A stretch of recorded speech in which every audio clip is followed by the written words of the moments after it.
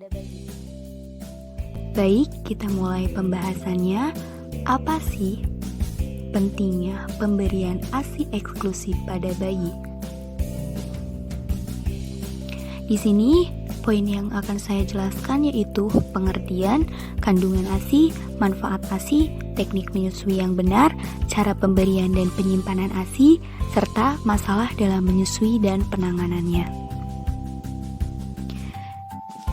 Kita ke bagian yang pertama, yaitu pengertian. ASI eksklusif adalah pemberian ASI tanpa makanan dan minuman tambahan lain pada bayi berumur 0 sampai 6 bulan.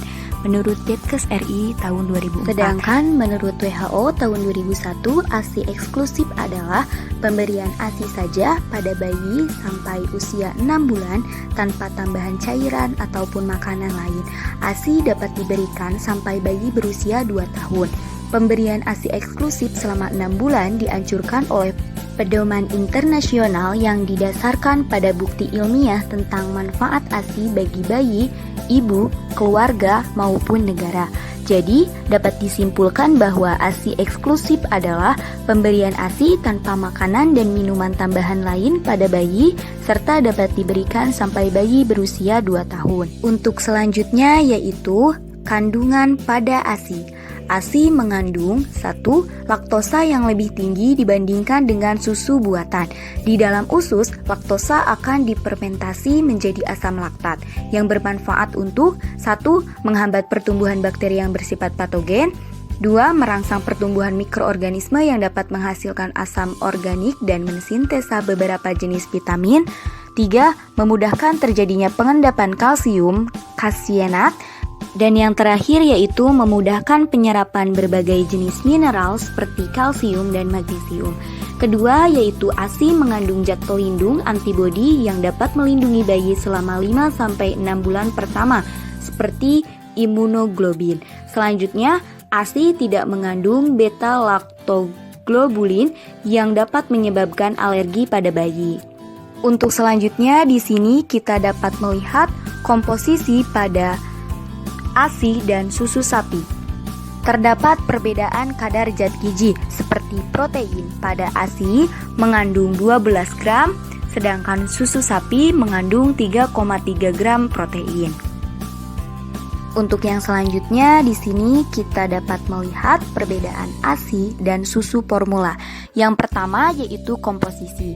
Pada ASI mengandung zat-zat gizi antara lain faktor pembentuk sel-sel otak, terutama DHA dalam kadar tinggi. ASI juga mengandung whey, protein utama dari susu yang berbentuk cair lebih banyak daripada kasein dengan perbandingan 65:35. Yang kedua, pada susu formula tidak seluruh zat gizi yang terkandung di dalamnya dapat diserap oleh tubuh bayi. Misalnya, protein susu sapi tidak mudah diserap karena mengandung lebih banyak kasein. Perbandingan whey kasein susu sapi adalah 20:80. Selanjutnya nutrisi. ASI mengandung imunoglobulin dan kaya akan DHA yang dapat membantu bayi menahan infeksi serta membantu perkembangan otak dan selaput mata. Pada susu formula, protein yang dikandung berguna bagi bayi lembu, tapi kegunaan bagi manusia sangat terbatas. Selanjutnya, pencernaan. Protein ASI adalah sejenis protein yang lebih mudah dicerna. Selain itu, ada sejenis unsur lemak ASI yang mudah diserap dan digunakan oleh bayi. Unsur elektronik dan zat besi yang dikandung ASI lebih rendah daripada susu formula, tetapi daya serap dan guna lebih tinggi yang dapat memperkecil beban ginjal bayi. Pada susu formula tidak mudah dicerna. Serangkaian proses produksi di pabrik mengakibatkan enzim-enzim pencernaan tidak berfungsi. Akibatnya, lebih banyak sisa pencernaan yang dihasilkan dari proses metabolisme yang membuat ginjal bayi harus bekerja keras. Selanjutnya, kita ke keuntungan ASI untuk ibu. 1. Mengurangi insiden kanker payudara.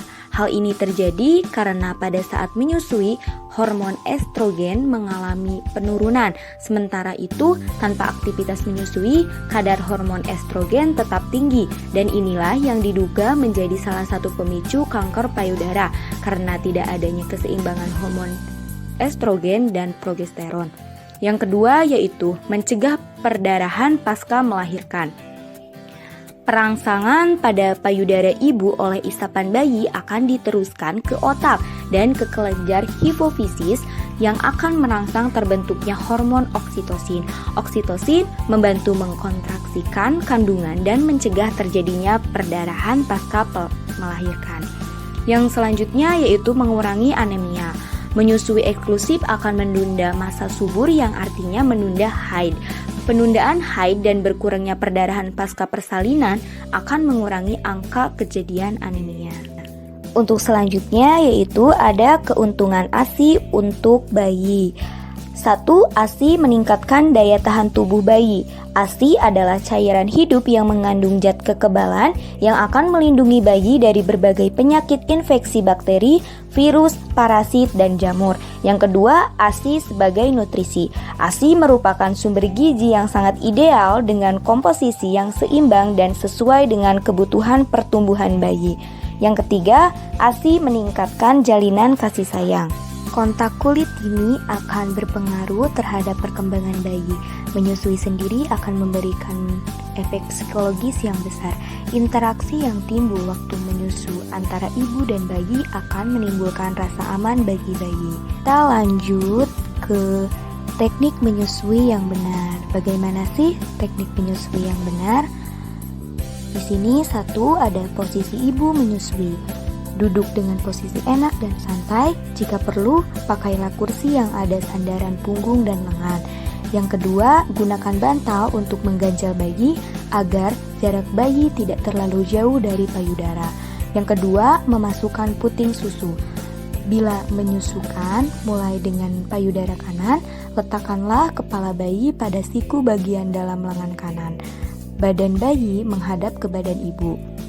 Lengan kiri bayi diletakkan di seputar pinggang ibu, tangan kanan ibu memegang pantat atau paha kanan bayi.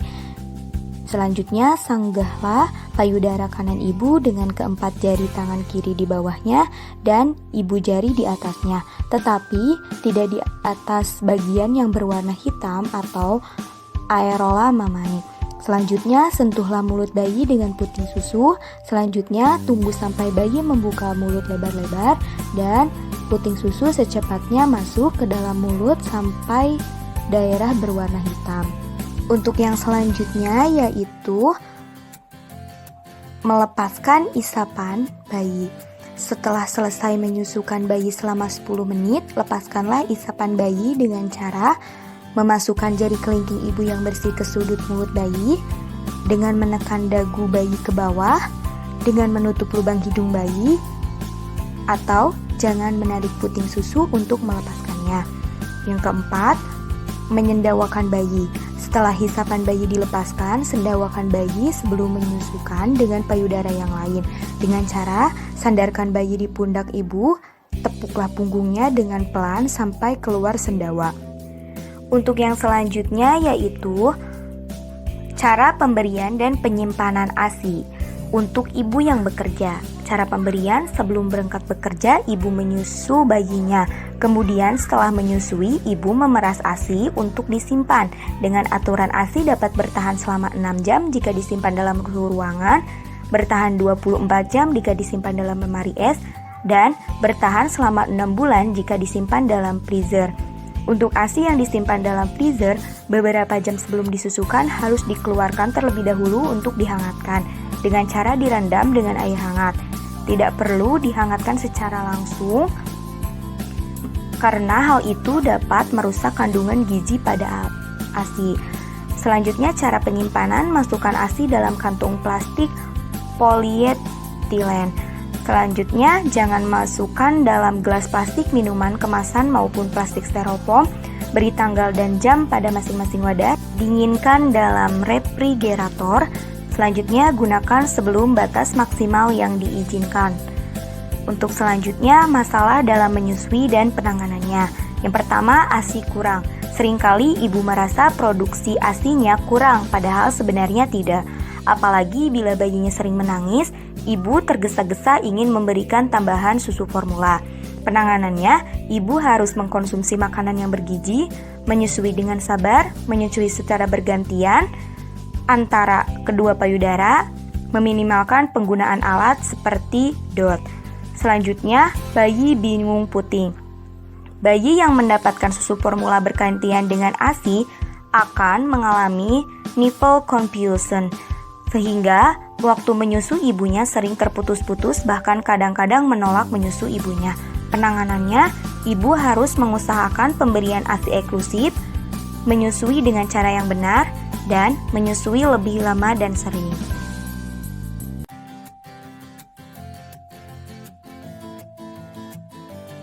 Jadi untuk